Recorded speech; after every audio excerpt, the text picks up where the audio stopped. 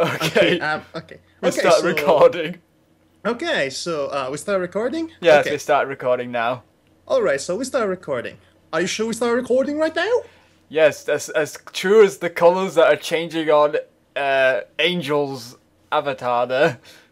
Yes. Don't mind me, I'm just drunk. This is how it works.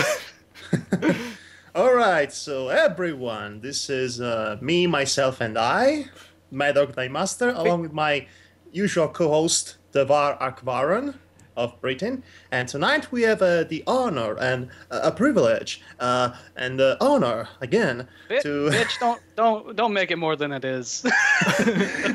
to be in the awesome-tastic presence of a professional graphic design artist, ex-military, and stop me if I get it wrong, AphexAngel, which you might know for being the guy responsible for the Ask Stalkerloo blog, which we streamed of some times ago. Jeez, man, if you put him up any higher, you might have to buy him dinner. Hey, hey, are you feeling hungry? Are you feeling hungry by any chance? Anyway, so tonight we're taking a look at his actual original comic, a little comic known as Alembic Grimoire. And I immediately have to ask, are you a fan of JRPGs? I've played quite a few of them, but that wasn't where the story title came from. Yes, because I was immediately pondering if the seeming randomness of the title was inspired by the seeming typical randomness of JRPG titles. Oh no, there's actually a basis to it. Okay, explain. Do explain. I encourage you to explain yourself. Well, the story is the idea behind it was based off of sort of Monster Girl anthologies, and I wanted to do that, except take it. Be more serious with it and create a serious story with it. Alembic is a instrument used in chemistry or in alchemy in order to purify material, and a grimoire is a book of spells or a chronology of a big book of monsters. Ladies and gentlemen, a man who does his research says it not so. So, wait, did you just mention Monster Girl? Yes. Madhog, you have to clap harder for that. All right, because it made me think of Monster Girl's Quest, which is not a happy thing to be compared with. So, actually, the story was inspired by Monster Girl porn. Oh dear Lord! I saw all these different interesting designs. I went, well, shit. What if we did something other than porn with this? What if we took it and did something serious with it? All right. Is that viable? I appreciate your earnesty and your honesty. And now we shall judge you for it. Oh, okay. Now. Oh no, we won't. I'm going to have to use some mental bleach later on, but who am I kidding? I played Monster Girl Quest, so who am I to judge? I haven't. Well, believe me, you don't want to. So, anyway, Alembic Grimoire. English is not even my first language, and I never encountered the word alembic before in my life, so... Creepy background, hold on. It's just a bit... He just went outside for a second, and now he's at the mountains. So, hello, I'm out here in the land of Skyrim. Hey, Stay a while and listen. Stay a while and listen. What's up? There's a dragon coming behind you. I'll just have to yell at it, it'll go away. Okay, so let's actually talk about the... Let's actually talk about the thing that we're here to talk about, which is your comic. Okay, so, Devar, let's just take a look at the cover art for the comic, and if you allow me to gush in frenzy about how much I love this cover art, if you allow me to do so, just look at just look at the details. I like how the ears that are protruding themselves out of the girl's head actually feel like they are an integral and organic part of the hair. They feel like an extension of the hair, plus ear fur. That's quite a nice effect. I like the detail where the little strand of hair's on the knife. Yes, also that. Quite a nice touch. Quite a nice touch too. And so, Devar, let's see actually the picture in its entirety, also the bottom, and then, okay, classic Tomb Raider pose of holding the guns. That works every time. Gets him every time. Always sells the comics. And I see it's called Springfield Armory. Uh-oh. Those are Springfield XD. They were based off the Springfield XD45 and XD 9mm, which I had. Oh. Each of the guns which appear in the comic actually have the serial numbers to my weapons. Oh yeah, this is where your military background comes in full force.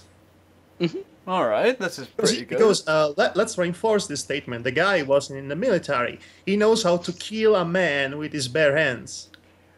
Or yes, he knows how to kill a man by 6 paces. Or am I exaggerating? I knew how to do that before I joined the military. Oh, actually, my father too is a gun fanatic, too. But I'm good. I'm going off the anyway. So really nice character design. Really nice drawing. There is a. What are you doing with your head? I think he's trying to distract you from what you're supposed to be doing. Russ, you're being very successful. Let me do my super serious analytical stuff that I do, please. Here we go, folks. 7 minutes worth of content, and it's all gibberish except with 1 minute of talking about the cover. Oh my god, it's freaking the fuck out. I don't even know what's going on anymore. This is the greatest podcast ever made. Anyway. Okay, so there is enough. I like this balance. You have a certain balance in your style. I mean, specifically in this image that you draw, there is enough details to really make the substance of the cover really shine with the character herself. But there are not too many details that will end up distracting the reader from the substance of the cover art.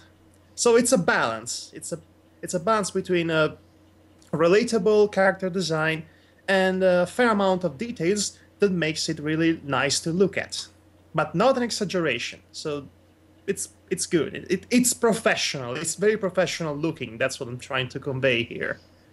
Hold on, let me see if I can get a copy of the second issue's cover. Ooh. Oh, sure. I'll be happy to take to look at it later. There's also something I've been wanting to do with the with future covers, which is sort of inspired by a comic called Filth, where the cover designs they don't look like comic covers. They look like book covers. It's all done with very minimalistic design. I can see that. I can definitely see that. It's some sort of realistic. There's some sort of realistic lighting and painting to it, but not too realistic. It still feels, it's substantial. It still feels something you draw and not something you take a picture of, which it gives it a nice identity. Devar, your opinion on this, please. What can I say about it? I'm no artist, but well, I do take art as a hobby, but this is. I'm just breathless for words, is what I'm trying to say. It's really well made, and the lighting and the shading gives it much depth. Yes, it's a really simple and typical pose for a female character in a comic book, to say the least, but it works because, again, really good job with the lighting and the various details. So actually, let's take a look inside the comic this time and see the actual pages. All right. Okay, let's go here to the next button. Hopefully, it will not. Hopefully, it will not change the position of where the. Oh, okay. Good. It's in the good position. I really like this very first panel in which she's shrouded in darkness. There is this source of light coming from above, which gives her some sort of a ethereal dimension, a la Caravaggio. and now I am just putting you on a pedestal and kissing your behind, openly. I'm gonna say I wasn't drunk enough to think of that. No, but in all seriousness, it's quite a good panel. I just thought it was stylistic, nothing too deep about that. Yes. Your comics seem to be some reminiscent of some manga style, but fused with a Western style, which gives them a unique feeling to them. There was one specific style one comic mainly, which I took style notes from, and that's a very minimalistic comic called Dogs, Bullets, and Carnage. That sounds like a title I would want to check out. Hopefully it's nothing related to Dog Welder. No, but it's definitely an adult comic. Very violent, bloody, a lot of sexual content, but minimalistic style, which is the way the artist does it. He uses very, very few lines and only a small amount of line definition in order to paint these beautiful scenes and really communicate the feel and motion of the comic. And also his perspective work is phenomenal. That's interesting. Now there is obviously a problem I find often in your especially in your first pages is that while the first panel was pretty good while she was shrouded in darkness, the rest of the comic seemed to have too much overabundance of the white color over the black, which comes off a bit blinding at some points, or distracting. Check this out. Here's a sample from Dogs, Bullets, and Carnage. Well, where do I check it out? Oh, with the link, of course. Okay, I'm checking it out. Devar, in the meantime, why don't you comment on the art? Yes. Take my place for a while. Yes. I'm not as confident as the artist, which I'd love to emulate with the blacks. Okay, otherwise, I'd be using more. Okay, this is pretty good. I see what you mean with the minimalist style, but it's not really my cup of tea. Well, not because of the style, but because of, the design of the characters, which is far too typical for my taste, as far as manga goes, because I read so many manga. I know, I've read so many manga, and I can understand what needs to be blacked and what needs to be white. So people tend to not be able to black everything. Okay, so the reason I like your comic, the style of your comic, is because while it has taken inspiration from manga, obviously, it still feels like something that's not too openly derivative, like most of manga tend to be, unfortunately. And what are you doing? Are you having a seizure? Are you jumping up? Oh my god, she doesn't have a lower half. Okay, so okay, all right. I get it. I can. No. Personal space, please. Next page. Oh, by the way, I just noticed that your face reminds me a bit of Jack Skellington, except you have Uma Thurman's hair. The hair she had in Batman and Robin as Poison Ivy, and you are covered in lips. So are you Poison Skellington Ivy? No.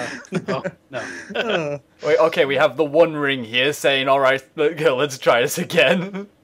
Okay, so these first panels are obviously setting up the context of the story. So she's been captured by somebody. She's been held captive. She's been tortured, obviously, and some more torture here. And so we're not going to be ruining this guy's comic by doing silly voices. Oh no. Devar, do silly voices. Oh yeah, put me on the spot, why don't you? I'm watching closely. Yes. I see that you are. Yes, he's judging me. Apparently to enjoy your hospitality. If you don't do the silly voices, I will. All right, please, I insist. Okay, so we're setting up roles. Devar, you do Cassie. Her name is Cassie, right? The main girl in the voice. the guy with the fox ears appendages, the Statue of Liberty, the future Statue of Liberty for the Furry Nation. All right. No offense. And Aphex will do the torture man guy. The most important role. Okay, so the thing is that the torturer is actually a chick. Excuse me? Yep. What? She's got male subordinates, but the person who's in charge of the facility is actually female. One of the things my publisher gave me shit about was, you have too many females in this comic, but I'm sitting there going, no, I want to have more strong female roles. Because that's something that at the time wasn't done. So thank you. So the compromise is that most of these female characters will have to be semi-naked, right? Because it's comics we're talking about. Comic book industry. In fact, I'm planning on running a revamp of the comic again, rewriting it and redesigning the characters. And each time I've redesigned Cassie, she's gotten more and more clothes. So I really like the design of Cassie, by the way. You obviously put a lot of care in her, in the way the physique, the proportions, the dressing, the dress code, and also the ear, which feel very much natural to her physique, not just some sort of appendages that they're being put there because, haha, it's cute, kawaii, desuka, and whatnot. So, okay, so let's go on. Silly voices all the way. Apparently, it's one of the apparently images. To enjoy your hospitality and have a lovely tea-pa. And then she gets hit in the head. Yeah. Hold on. Bang. Let's start with the first page. All right, girl. Let's try this again. Yeah. Apparently, we'll start from where we left off. Why are you here? And then crack on the head. Who sent you? And gritting teeth. Pooping time. No, that's not what I was doing. Smash. Cassie smash. Why is it that everyone around me, anytime I want to make a constipation joke when I'm trying to do something else? I don't know. I don't know. Maybe it just comes natural with you. I don't know. Straight up. I don't mind people making fun of the comic, because check this out. I do it myself constantly. You don't. That's what we were hoping for. You don't get it. Here you go. It doesn't matter who sent me or why I'm here. It doesn't matter what you think. I'm about 20. In about 25 minutes, I'm about to say I'm about 25 minutes. In 25 minutes, what? I like this glare she's got here. I mean, it's very hard for me to get that down. Okay, so we commented enough about the quality of the character design and all that. It's good. It's just good. Let's go with that. I know. So now... In 25 minutes, we're all dead. 8 hours ago, New Mexico. Okay, so the narrator said we're all dead, or did she say we're all dead? Okay, actually, this becomes a problem later on when there is one of these boxes floating around conveying the thoughts or the dialogues of two more than one character. And since they don't have distinguishable colors because they're all whites, one might become confused as to whom is saying what. So that's one small critique that I'm going to make right now. So when it comes out, there we know that. And here's a counter critique. Per contract, I am only allowed to release these in black and white online. Oh, don't take me wrong. I enjoy black and white comics. The final version is supposed to be colored. Okay, that explains a lot. Actually, yes, that also explains why. It also explains why all the backgrounds, there's this overabundance of white. They're supposed to have colors at the end of it. So this is not the finished product, so I cannot even criticize it. Dang it! No, you can criticize it because it's up online, and this is the internet. Well, this is the product I have right now. There is a print version of the comic in black and white, and it hasn't been fully colored. Oh, okay. So Madhog has his ability back. All right. I'm not allowed to color it because of I'm partially colorblind. So. I have no idea about that. Yep. Huh. Oh, but okay. This looks like the beginning of Borderlands, and I like it. Or the beginning of Desert Bus. Also, all the beginning of that. Also, all the beginning of the trailer of the never finished Full Throttle 2 game. I can't help thinking this is always where my troubles begin. It looks so simple. Help out a pretty dame, kick some tail, and leave town. But it never ends up that way. Things get real complicated, real fast.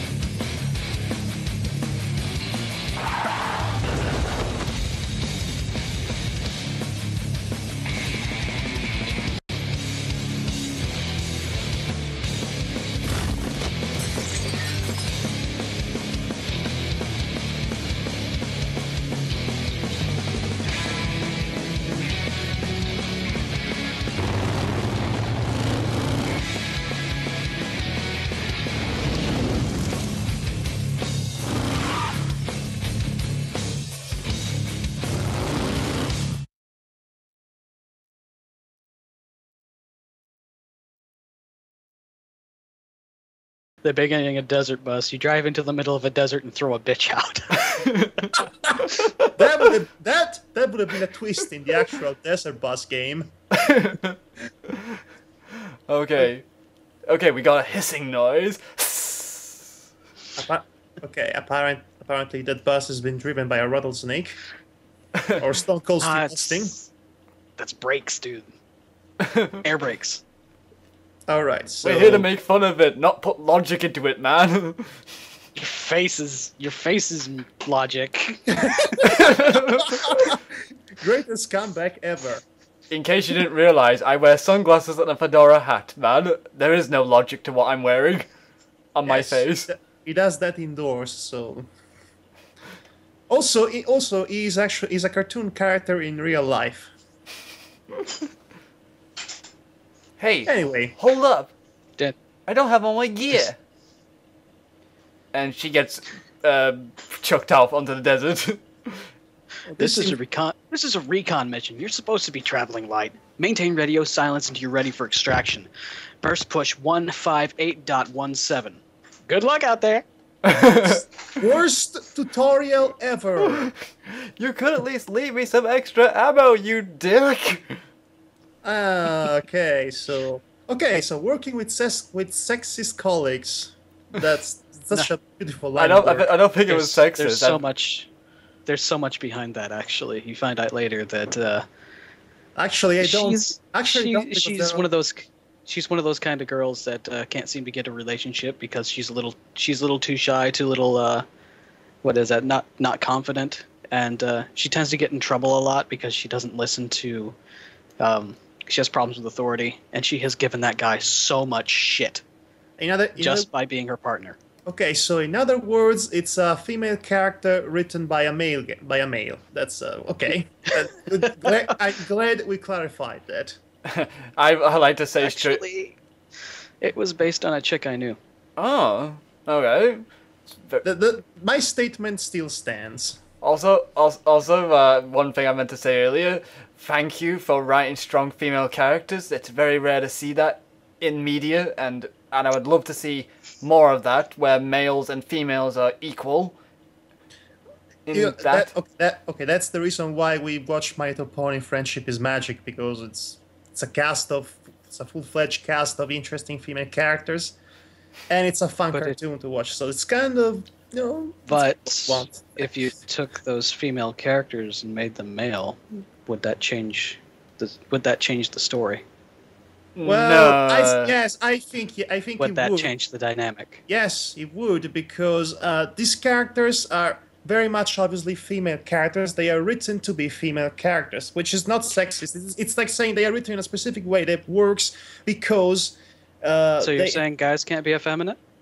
I can be effeminate. No, I know that. I'm not saying that either. But it's even harder. To write effeminate guys that comes off as believable characters and not just caricatures. Yeah, cartoony gays, as Family Guy calls them. Yeah, I hate Family Guy so much. Yes. Family Guy, I hate to say this, but I don't think that Seth MacFarlane could write his way out of paper bag, so let's not use him. Yes, I know. Let's not use him as an example, unless you want an example of why everything's gone to shit. I am going to say that Ted was a pretty nice film, but other than that, I won't say anything else nice about Seth MacFarlane. The only thing I'm going to... It's not a nice film, it's just if you watched Family Guy 10 times in a row.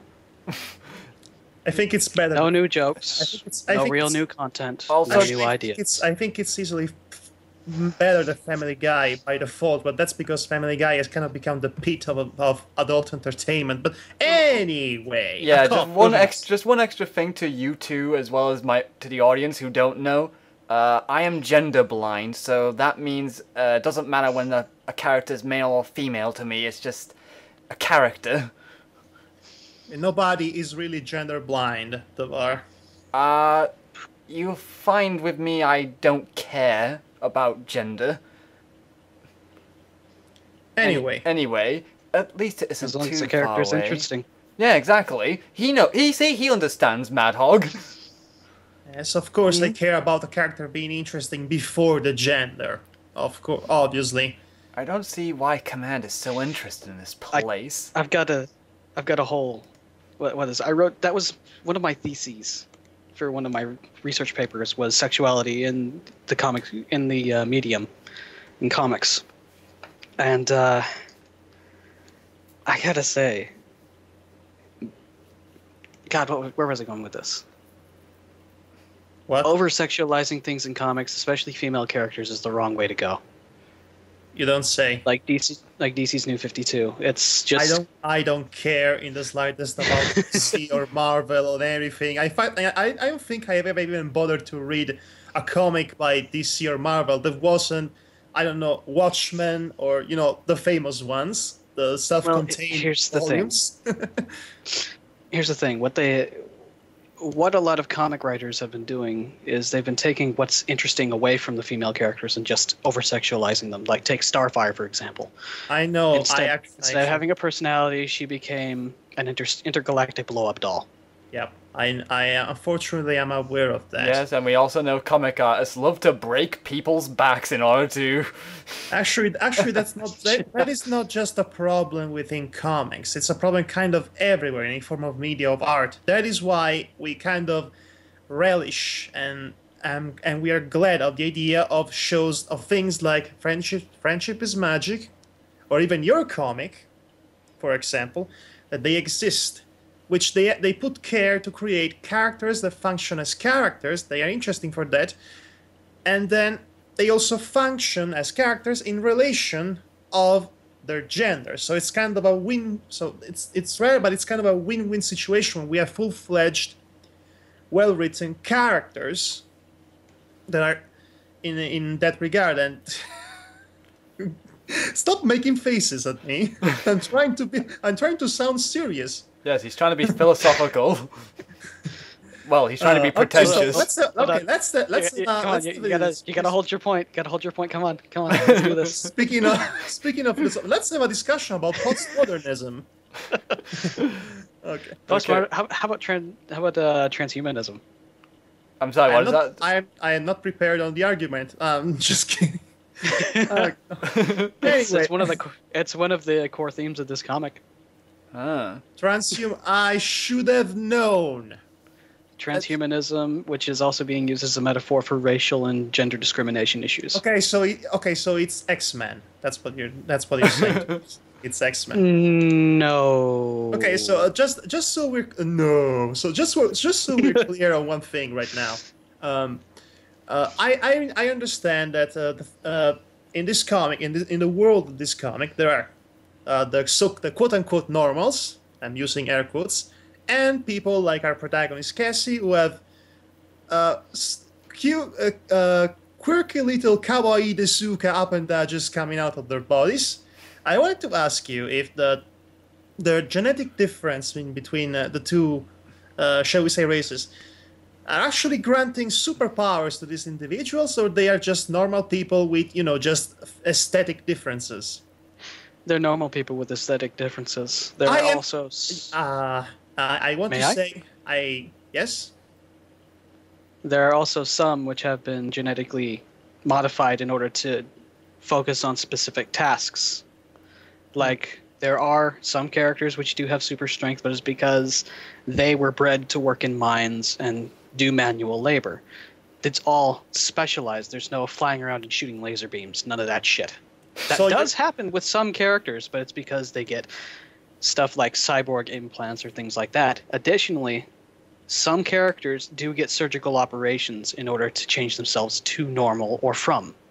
Okay, so what you're telling me is that aside from all these upgrades which are determined by the external influences of any kind, you're telling me that these people are basically normal people with just physical differences. Yep. In that case, this is okay. This is what X-Men has always done wrong. I mean, the social message, the social commentary against segregation and discrimination kind of falls flat with the X-Men because of the simple narrative fact that these people are effectively people with and creatures running around with superpowers that might actually pose a threat to humanity should they all turn into Magneto. If you have characters with just physical mutation that are not any different from you and me, only they don't have superpowers, then the social commentary against segregation actually works because of the simple difference. So I'm actually glad that's the case. It also doesn't work with the X-Men if you actually consider all the other comics under the same license, where they're praised in other towns. Yes, also because of that. Oh, I'm so persecuted against. I can just fly and shoot lasers. My life is terrible. And then in the same universe you have Captain America and the Hulk and the Fantastic Four, and they are actually, praised as superheroes. But apparently people are only racist against people who are born with superpowers instead of people who actually gained superpowers in some other fashion. That doesn't make any sense. In the complex of the Marvel universe, I would just keep X-Men on their own universe and every other Marvel superheroes in their own other universe, separated. So that should solve a few problems. Well, it doesn't though. For Marvel, if they want a crossover. Anyway. I know, but still. Okay, you want to have Wolverine fighting the Hulk? Okay, you could have that. Just leave the social commentary completely aside, please. It doesn't work. There's also religious commentary and stuff like that. Oh, for that. There is also an allegory for homosexuality and self-discovery of homosexuality, for that matter. There's always with super powered individuals. And that's great, folks. We've gone off topic to talk about X-Men. Anyway. I'm planning on doing things about any sort of disaster or anything like that. You see dangerous cults pop up. People will try to find a way to separate themselves and to hate other people, given any chance, any possible difference that you can find. Part of that's the whole monkey sphere idea, that people can only see a certain number of people as people mentally. I know. So we have to separate into categories. Human nature sucks. I know that. Lesson learned. So anyway, we'll be standing and choice supportive bias and all that. We'll be standing on this page for quite a while. By the way, I like the details of the bottles in the background here. Dead bog, green fairy, fairy liquid, green fairy.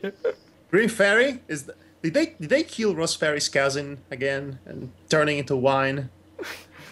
Oh, it was supposed to be absinthe, but I'm down with that. Okay, so Ross Fairy's being our colleague and the owner of the paradisandfairies.com site, which is now showcasing AphexAngel's comic, right now. We just posted the first page.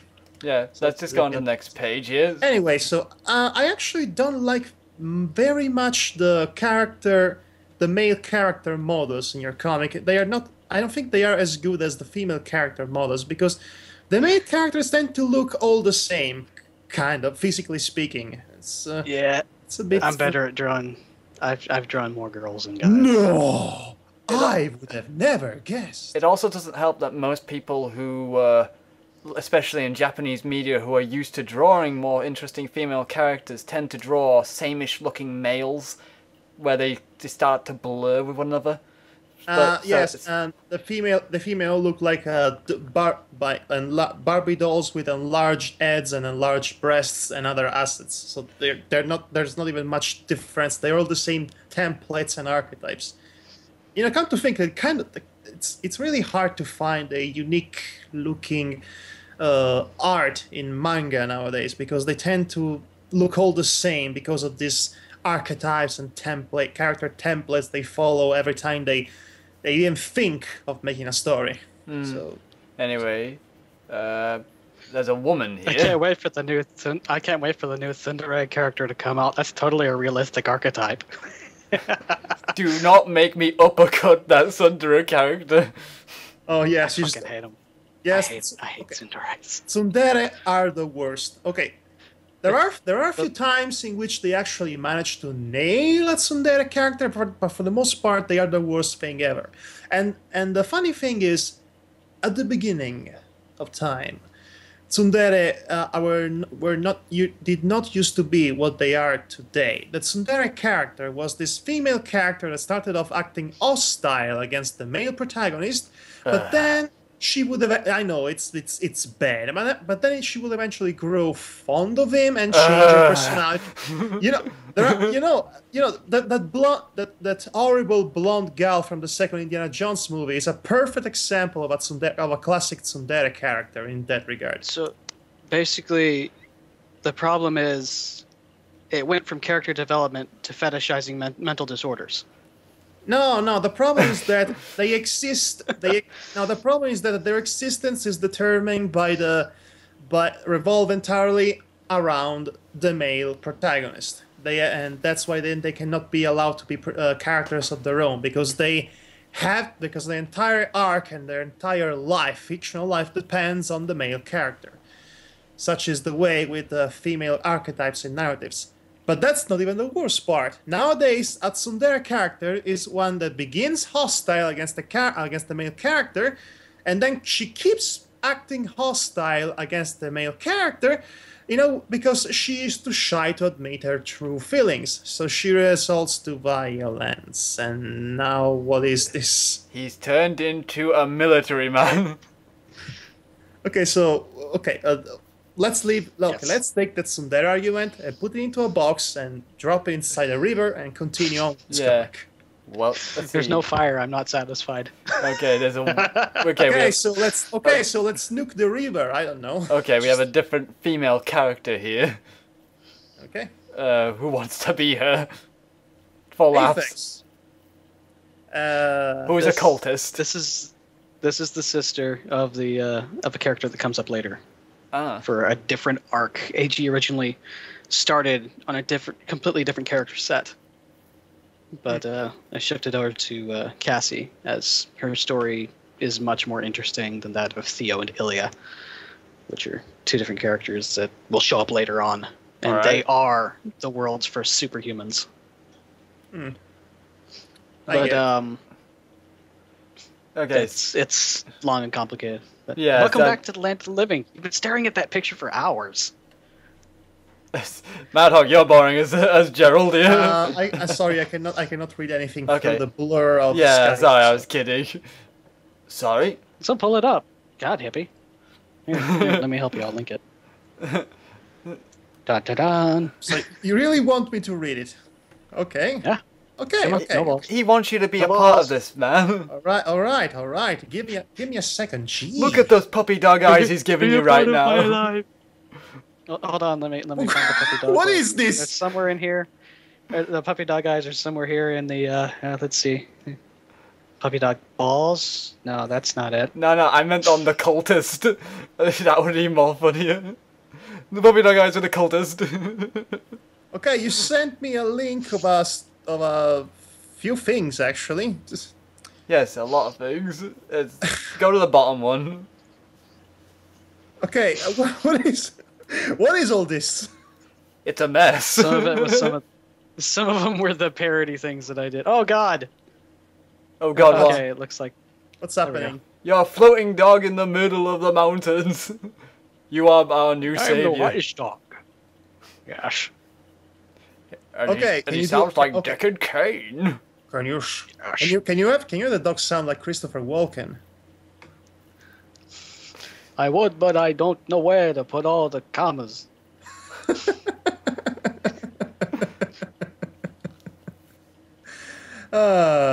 This is the greatest night ever. Yes, 40 minutes, and what have we talked about this comic? Okay, so let's just move on. Let's get to a major point of criticism from my part towards this comic, which is the action sequence against the blonde military Duke Nukem-esque guy. That's my name for him. I just call him Dickweed. Oh, that's a nice name too. So Sergeant Dickweed. Okay. Yeah, his name is Lance Corporal Dickweed. Yeah, his full name is Richard Wiedison. Okay, let's skip a couple of pages. Yeah. I mean, so he's looking at a picture. Oh, wait, and by the way, here's the picture of there is the picture of this guy's daughter, the bartender daughter, which you can see she has a pair of wings. So she is one of them, quote unquote. But anyway, Aphex, I couldn't help but notice that in all your anthropomorphic models of female models that actually have wings sprouting out of their back, you always seem to have those wings starting up from the middle of the back instead of the shoulder blades. Why is that? Do you know how birds work? Huh? Do you know how bird wings works? Actually, no. But usually in mass media, we are used to the wings coming out of the shoulder blades. Actually, so that's where my mass media also says that bullets can curve. Okay. I'm just pointing out what I am used to see the wings on a human character's. But anyway, mass media is not always right. I know. I know how that. birds work, how any flying animal works. The wings are connected to the center of mass on the body.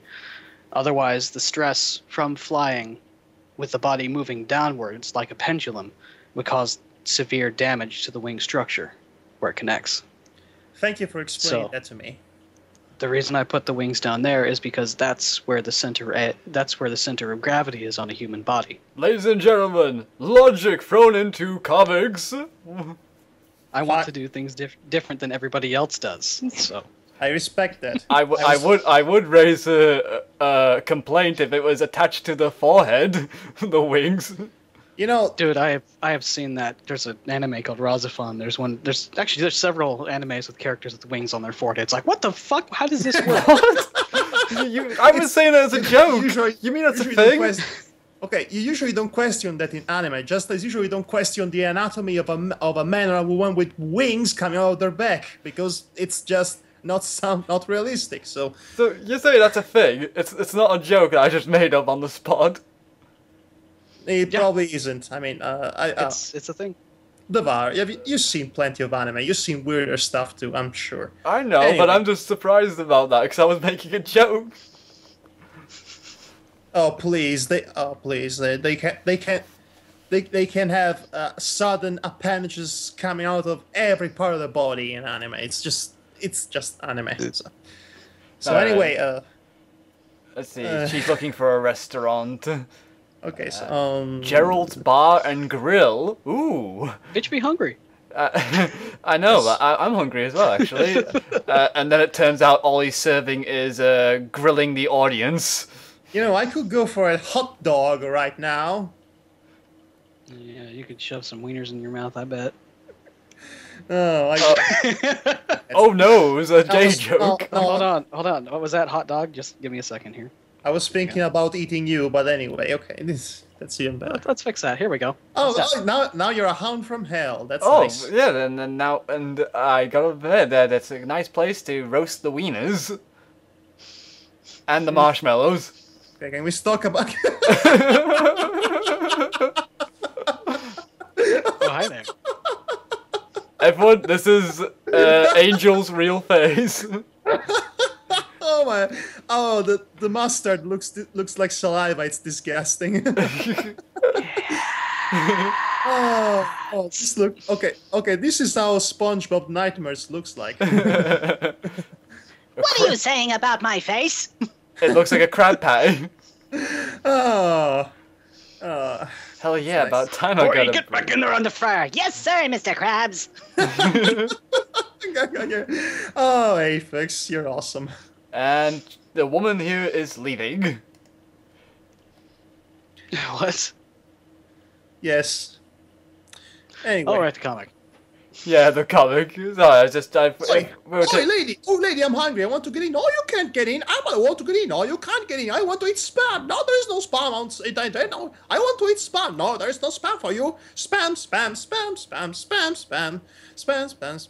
Wonderful spam. And okay, you're new around here, aren't you? Yeah, you could say that. Oh, hey. Sure, but... Oh, wait, I'm reading like manga. Sorry. I meant to... See? You're so fucked, dude. I rarely read comics these days. I more read manga, so I'm too used to it. Yes, this guy is totally... This should be deported so much. Should be deported to Asia land. Well, I'm British, but yeah, I have the sensibilities of every other country in the world, apparently. This is the most... This is by far the worst avatar you have. I mean, look at this face. It's like some sort of hellish spawn from hell come out from space. It's please change it. It's like this is the most horrible. It's the most photorealistic face ever. It's just. Oh no! Stalkerloo. Oh no! He's going to. Oh no! He's going to unleash. He's going to tell the friendship patrol on us. Seriously, man, friendship patrol. Really? This is something I just wanted to. What? Ooh. What's this? You actually have it printed. That is cool. Yeah, I've got one up on my wall. Stop doing whatever you're doing. Oh, he's got a poster. Okay, I hope you're actually recording all this Aphex so I can actually put it in the final product. Otherwise, this will look really silly. Yeah, showing people nothing. Also, who's there in the background? That's my wife. Oh, say hello to her for me. She's no. And for me too. She says no. Okay. Okay, that's it. Yep, funny. all her nope. She's not a part of this world. All right, so. Okay, so let's skip. Okay. We'll skip this next page. We should still need to see that action sequence I told you about. So. The one where I broke the 180-degree rule and it looks like shit. I know. Yeah, yes, exactly. The one that's a bit confusing to follow because it seems like she's doing a series of movement that. Oh, I have to say this. Where the fuck is that bitch? I'm gonna fucking kill her. Okay, if you sound... You know he's serious because he says fuck twice. You know he's serious because he looks like Duke... You know he's serious because he looks like Duke Nukem. Nobody takes my chick, and this... It's time to chew... It's time to chew bubblegum and kill bitches, and I'm out of guns. I'm gonna demonstrate the 180-degree rule using gummy bears. Please, by all means, please do. All right, folks, take notes. So, here's why this scene is screwed up. And I'm going to use the camera to illustrate. Okay, which scene we're talking about? Where's the 180? Okay, no, actually the scene after this one. We should actually get to the page before you actually show us the... Yeah, we need to get to that scene. Let's see. That one's drunk. Don't mind him. Yeah, I think it's the one after this. I don't know. Don't fuck with me, bitch. I know you saw her come out here. It's about to get serious. I'm not totally eating my cast. Okay, here it is. This is the infamous action sequence that doesn't seem to make much sense from a visual standpoint. Please do elaborate on this. Okay, what happens is we have the camera starting like this. Uh-huh. Like, say we have Cassie over here. Okay, the green one. What happens as the sequence goes ahead? She doesn't fall down, but as well.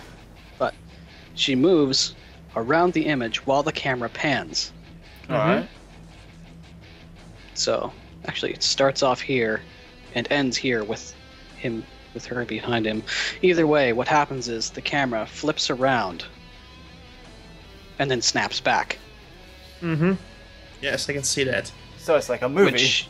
It seems like she's made an impossible series of movement to actually cut both his arms, and there seems to be missing a few panels describing an accurate motion. That's the movement's not impossible. No, but the way they are shown in this comic, it seems like she's in one position in one page, and then she in one panel, then she's in a completely different position in another panel, and the way the arm was cut, it looks and the positions she is in after she cuts the arm the first time around, it doesn't seem to make much sense from a visual standpoint. It does.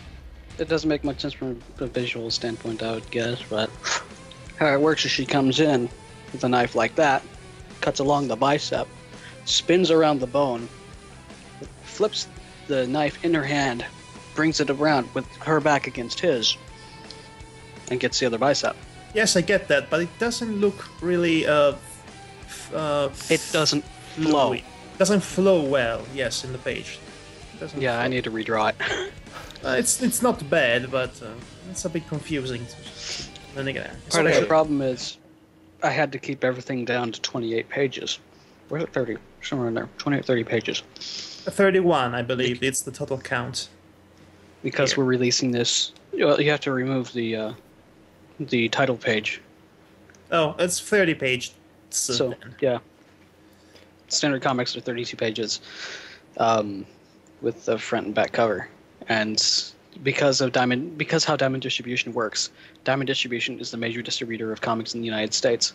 They won't take a comic to distribute it unless it's a graphic novel or unless it's a comic series with 3 issues. If you don't have 3 issues out, then you can't produce anything. Nothing will get distributed. So what I was trying to do was take the story and condense it into 30-page arcs. When originally the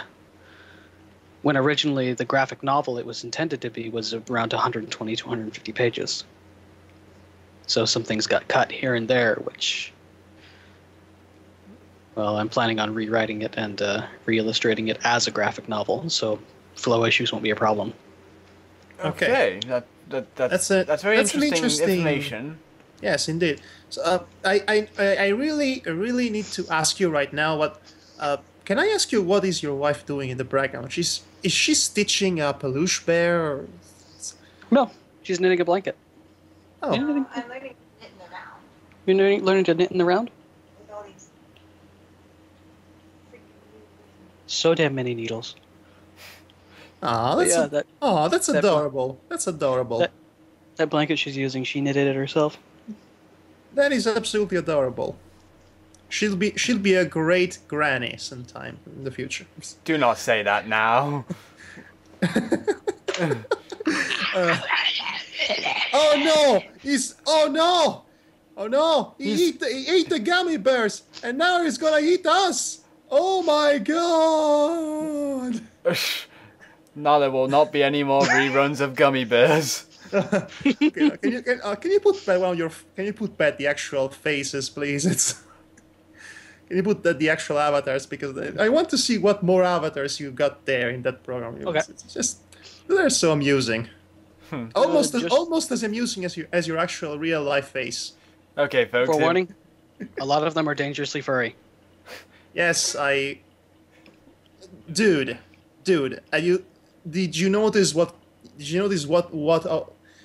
comic we have been looking at for the past hour or so? Well, 55 minutes.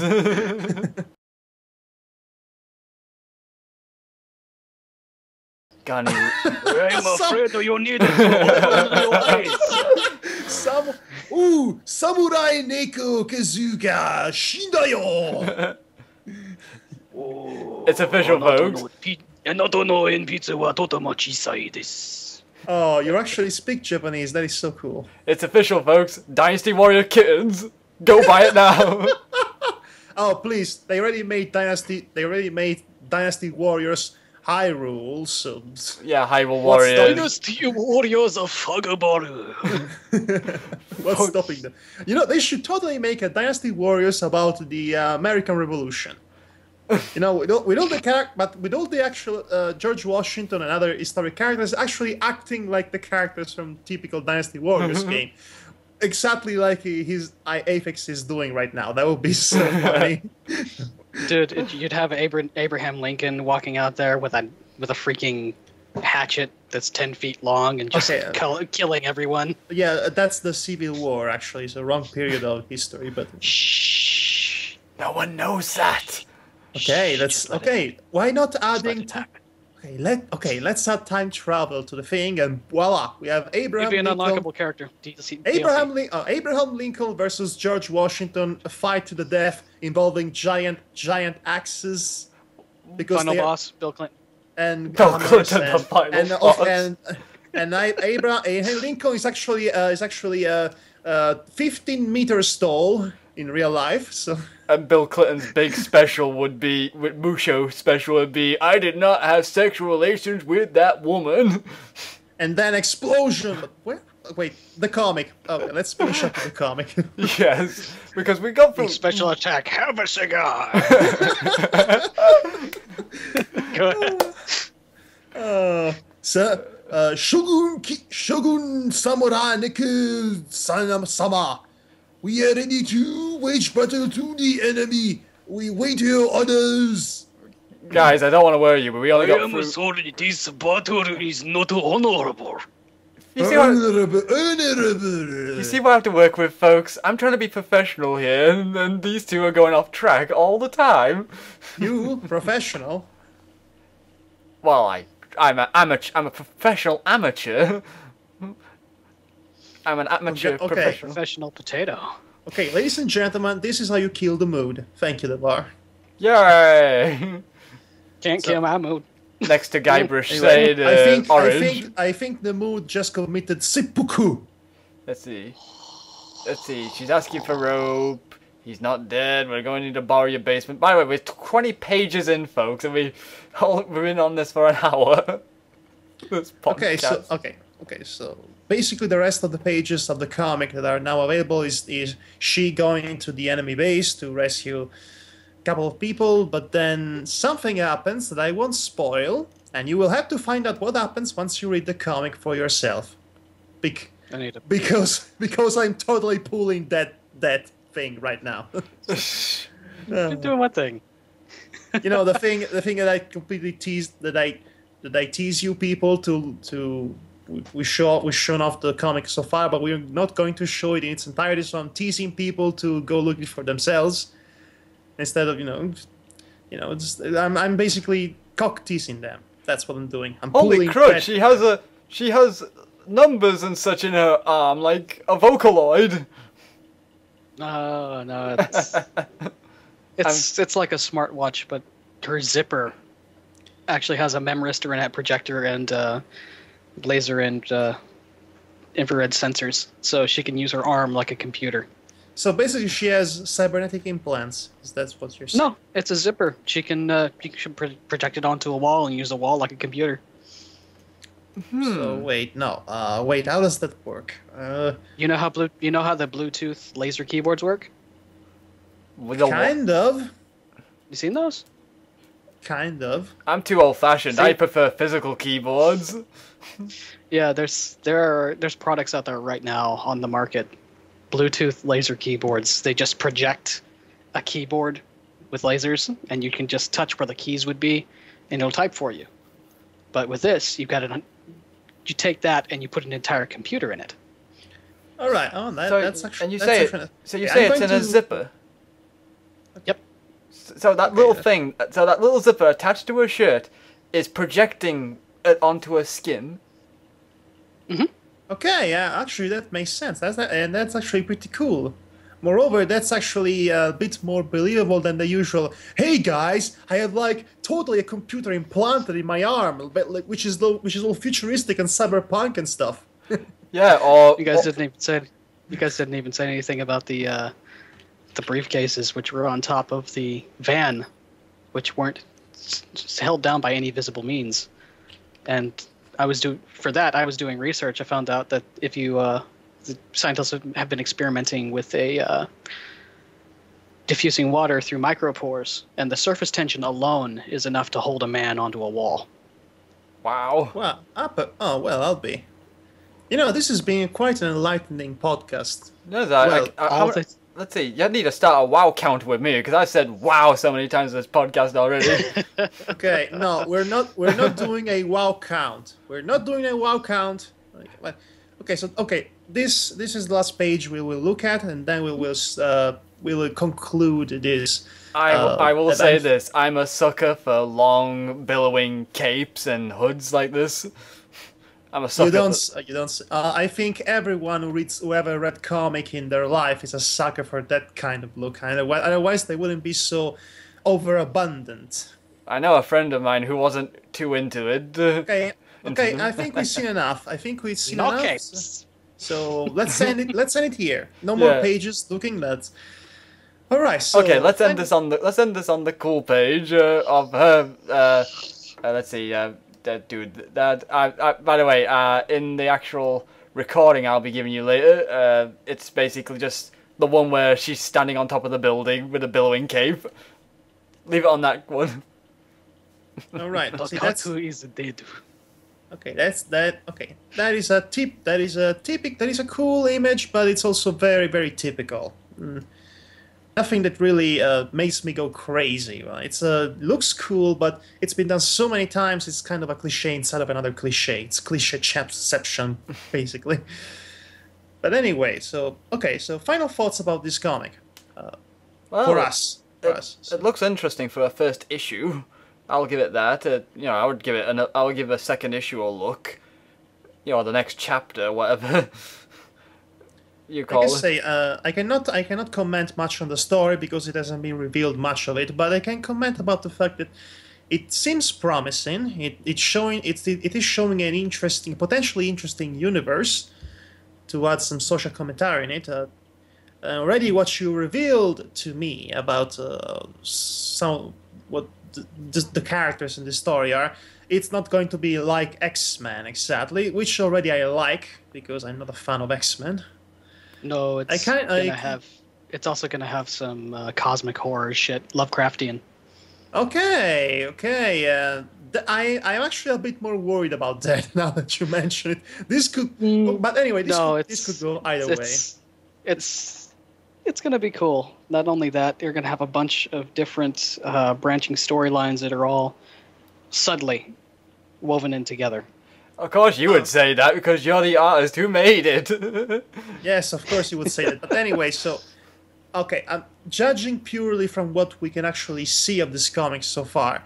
It looks interesting. The art style is nice. It can be improved. The overall overabundance of whiteness and some sort of the action sequence can surely be improved. But other than that, it shows that you are definitely a professional artist. It shows that, just like I said with Ask Dr. Lou, this guy is clearly not an amateur. He's a professional. He's just trying to find an appropriate style that will suit the comic at hand. And will you stop doing that for half a second, please? He's showing his... Even when I'm trying to compliment you, you do those silly faces that are so distracting. Yes, he's basically trying to show his artistic skill with his tongue. I could make so many dirty jokes with what you just said right now, but I choose not to because I'm a classy person. Well, I'm classy too. I was trying to basically say he can hold a pen with that tongue. And now I'm not classy. I'm a dirty bastard. Now you just look foolish. Anyway, So this was Alembic Grimoire, and now you're back with Poison Skeleton Ivy wearing a shirt made of sausages, apparently. Anyway, the sausages are really just people fingers. All right. Yes. No, they are. No, they definitely look like sausages to me. So anyway, okay. So this is a good place to conclude. Yeah, I'd say so. And this has been Madhog Thy Master. And I've been Devar Akron. And I am a sentient potato. Yes. And he's a sentient potato. Yes, that's what he just said. I agree. Thank you for listening to us, everyone, and seeing you. We'll be seeing you next time. Maybe we'll have Aphex on board with some other of our shenanigans in the future, because he seems quite, quite the guest, quite the presence, so to speak. Okay. Yeah, it distracts us from the original goal. Yes, even though that original goal was to actually compliment and promote his own art, so that's... You're welcome. Oh, Aphex. You will die painfully. So anyway, good night, everybody. Take care, you all. Good night.